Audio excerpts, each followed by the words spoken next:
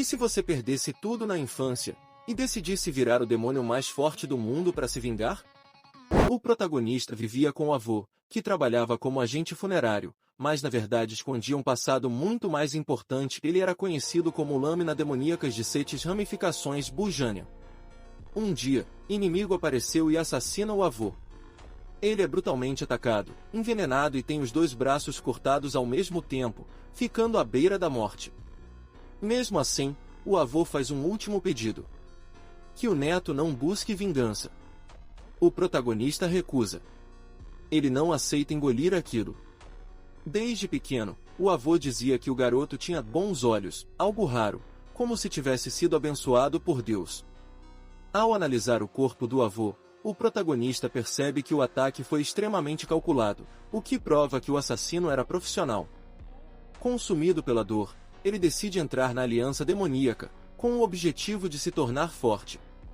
Ao chegar lá, descobre que o torneio de recrutamento começou para selecionar novos os candidatos às 10 seitas demoníacas. Os guardas tentam intimidá-lo, mas nesse momento ele muda completamente a expressão, assume uma aura assustadora e assina o contrato para entrar na aliança demoníaca. Os avaliadores analisam apenas o corpo físico dos candidatos. Como o protagonista nunca treinou artes marciais, ele é reprovado. Esse teste é destinado aos reprovados do primeiro. A regra é simples e brutal. Os participantes devem se matar até sobrar apenas um. O massacre começa. O protagonista, sendo inteligente, não entra em combates desnecessários. Ele observa, espera e economiza energia. Um lutador percebe que ele é fraco fisicamente e tenta atacá-lo. O protagonista apenas desvia, sem contra-atacar. Antes que a luta termine, outro participante mata esse agressor. Esse novo oponente se chama Neonvoga, um discípulo de um espadachim lendário, conhecido como Alma Negra, o mais forte espadachim nômade.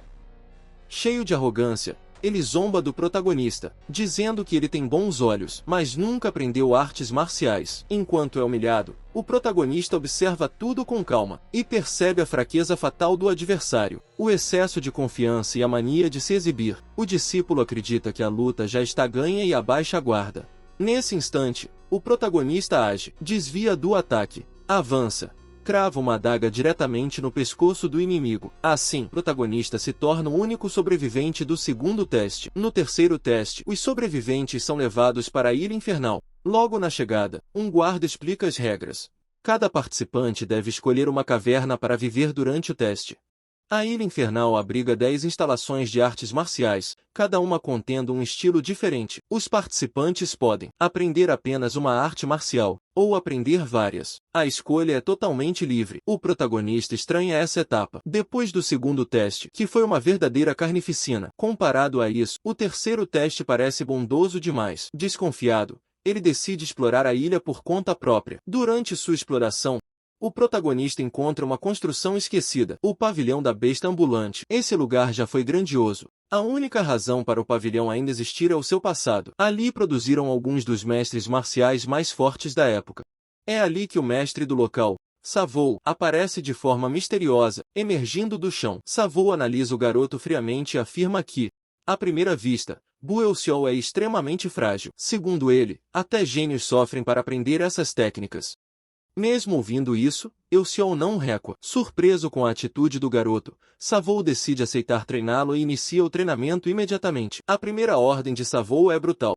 Buelxiol perde completamente a visão. O mestre explica que as artes do pavilhão da besta ambulante são baseadas nos 5 sentidos. Cada pessoa desenvolve um estilo diferente ao aprendê-las. Por isso, até as técnicas básicas são extremamente difíceis, e cada vez menos pessoas conseguem dominá-las.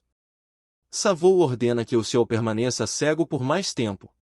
No início, o protagonista não entende o método, mas decide se adaptar o mais rápido possível. Engatinha. Usa as mãos para sentir o ambiente. Imagina ataques vindo de todos os lados. Com medo de ser emboscado, Elciol passa a lutar contra inimigos imaginários, pulando, desviando e atacando vazio. Assim, ele entende como é difícil treinar completamente sozinho. Quando Savou retorna e vê Elciol lutando sozinho contra inimigos invisíveis, percebe algo absurdo. Ele se adaptou rápido demais. Savou decide lutar diretamente contra ele. Mesmo após 3 dias, Buelsiol continua treinando sem reclamar ou questionar o método. Mentalmente, Savou estranha o fato de o garoto não ter duvidado nenhuma vez.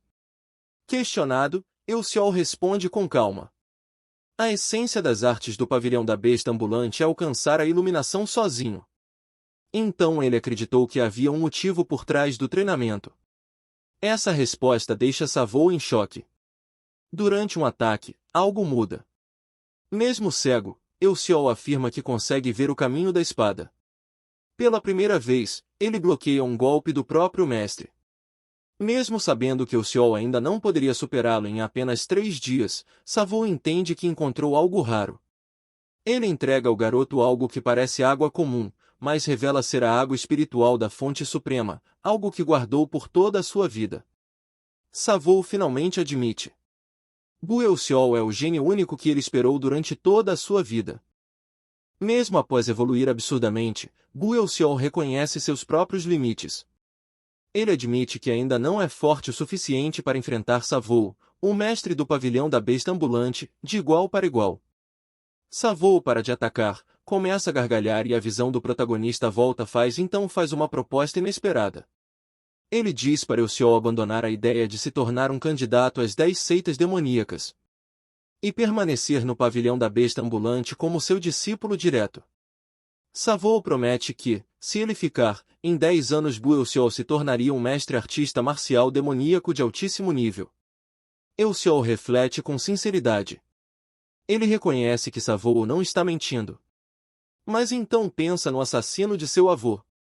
E percebe que, mesmo após 10 anos, ainda não teria poder suficiente para matá-lo. Por isso, de forma respeitosa, recusa a proposta.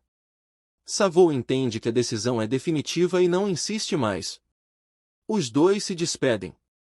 Após deixar o pavilhão, Buelsiol segue para a seita da Espada da Chuva de Fogo. Lá, ele encontra o instrutor Jinjak, que explica a estrutura da seita. Nível básico. Nível intermediário. Nível avançado. Além de Jinjak, existem outros 2 instrutores responsáveis pelos treinos. Jinjak entrega a Elciol um pergaminho contendo as 13 formas da chuva de fogo. O protagonista admite que não domina esgrima. Não conhece artes marciais tradicionais. E que sua única base é o caminho da besta ambulante. Mesmo assim, Jinjak decide ajudá-lo. Após um tempo de treinamento, Jinjak pede que Elciol imagine um inimigo falso e lute contra ele usando as 13 primeiras formas da chuva de fogo. Buelsiol começa o treino. Mas, em sua mente, ele imagina o assassino de seu avô. Ao observar, Jinjak percebe algo estranho. Elciol está alterando propositalmente as formas da técnica. Elciol então pensa mentalmente sua lógica. Por causa do caminho da besta ambulante. Toda vez que ele usa as técnicas da chuva de fogo, ele também fortalece sua arte principal. Sua intenção é, no futuro, fundir as 2 artes marciais. Mas entende que ainda não é o momento. Durante o treinamento, Buelsiol continua lutando contra o assassino de seu avô, ainda que apenas em sua mente. A cada instante, ele percebe algo assustador. O inimigo imaginário fica mais forte e mais rápido, elevando constantemente o nível das próprias artes marciais. Mesmo usando tudo o que aprendeu. O caminho da besta ambulante. E as 13 formas da dança da chuva de fogo. Ainda assim não é suficiente. Elciol luta com tudo o que tem, mas no fim perde completamente. É uma derrota clara. O instrutor Jinjak percebe tudo. Mesmo assim, ele não reprova Buelsiol. Pelo contrário, Jinjak reconhece que suas técnicas foram impressionantes. Sua adaptação foi anormalmente rápida. Por isso, Jinjak autoriza Elciol a avançar para o nível intermediário da seita da chuva de fogo. Buelsiol agradece respeitosamente e segue para a próxima fase do treinamento. Depois de passar na fase inicial, Buelsiol vai para a fase intermediária. Logo que ele chega, um instrutor já dá uma dura, dizendo que nem sabia quem ele era e que não tinha vaga para ele ali, mandando o cara ir embora como se fosse ninguém. A gente descobre quem manda ali de verdade. Sean Vaughan, o instrutor da fase intermediária.